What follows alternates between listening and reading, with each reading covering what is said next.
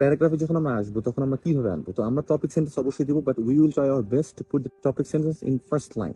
যদি এটা first line হয়, it's okay, totally okay, doesn't matter. Then bring those supporting sentences. Supporting sentence কি?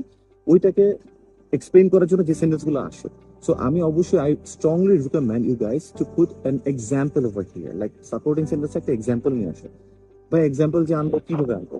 এক্সাম্পলটা কি একটা সত্য করে ডেটা হতে পারে, মানে ফ্যাকচুয়াল বা ডেটা একটা কিছু হতে পারে, বা যে কোনো কিছু যেটার এক্সিস্টেন্স আছে, এটা হতেও পারে if you know about it. For example, when I took my IELTS exam, I was given a question, like a topic, like the population or something. So that time I brought an example of China, that they had adopted one child birth policy.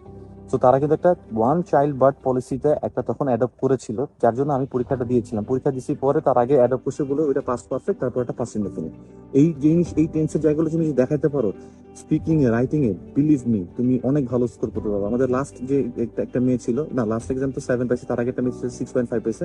O speaking এ 7 পাইছে। ও বললো, ভাই আমি কোনো advance word এটা ওইটা কিছুই লিখি না, আমি শুধুমাত্র আপনাদের এই যে কিছু গ্রামাটিক্যাল জায়গা লিখছি এবং এই যে টেন্সের এই জিনিসগুলো আমি দেখাইছি।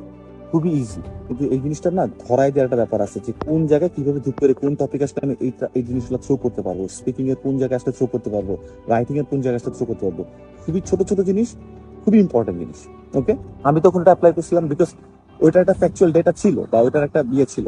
কিন্তু তোমাদের মধ্যে যদি না থাকে, তাহলে তোমরা ইফ কন্ডিশনাল সেন্টেন্স দিয়ে করতে পারো, যে if it happens like this way, then it will be blah blah blah. If conditional সেন্টেন্সের কয়েকটা সূত্র আছে, 4টা সূত্র, 3টার মনে রাখলে হবে। 0 1 2। 0 হলো ইফ এর পরে প্রেজেন্ট ইনডেফিনিট, তারপরে প্রেজেন্ট ইনডেফিনিট, মানে যদি ইউনিভার্সাল ট্রুথ হয়। আর যদি ইউনিভার্সাল ট্রুথ না হয়, তাহলে ইফ এর পরে প্রেজেন্ট ইনডেফিনিট, পরেরটা ফিউচার ইনডেফিনিট, ব্যাস, দ্যাটস ইট। আর একটা পাস্টে মাথা রাখবে, কারণ এই তিনটার বেশি আইএসএ লাগে না। ইফ এর পরে যদি পাস্ট ইনডেফিনিট হয়, তাহলে পরেরটাও ভার্বটা বেস ফর্ম বসবে, কিন্তু একটা উড বসবে। যেমন if I had a lot of money, I would donate to the poor. ডোনেটটা আছে একদম বেস ফর্ম এটা, আর হচ্ছে উডটা বসে থাকে।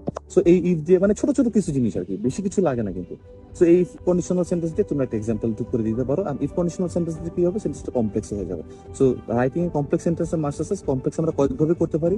ইফ বসে করতে পারি, দো অল দো দিয়ে বসে করতে পারি, সো কি ইজি। দো অল দো দিয়ে বসে করতে পারি, WH ওয়ার্ড দিয়ে বসে করতে পারি, ঠিক আছে। এস এগুলো দিয়ে এস দিয়ে, S A S S S দিয়ে করতে পারি। তারপরে ইনস্পায়ার্ড, ডেসপাইট, এগুলো দিয়ে আমরা আলটিমেটলি কিন্তু ক্লজ গুলো ভাঙতে পারি।